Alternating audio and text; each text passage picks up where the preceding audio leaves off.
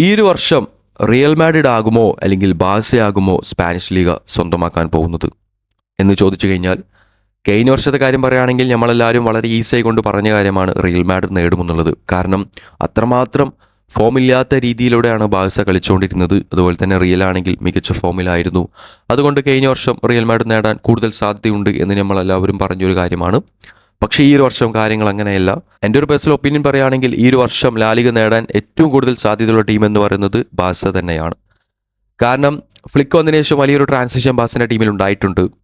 റഫീനയ്ക്ക് വലിയ രീതിയിലുള്ള ഓരോ മാച്ചിലും വ്യത്യസ്ത തരത്തിലുള്ള പൊസിഷൻ കൊടുത്തുകൊണ്ട് അദ്ദേഹത്തെ മികച്ച ഫോമിലോട്ടാണ് ഫ്ലിക്ക് കൊണ്ടുവരുന്നത്. ലാലിഗയിലെ എല്ലാ മാച്ച് എടുത്ത് നോക്കിയാലും റഫീനയ്ക്ക് 7.5 മുകളിലാണ് റേറ്റിംഗ്.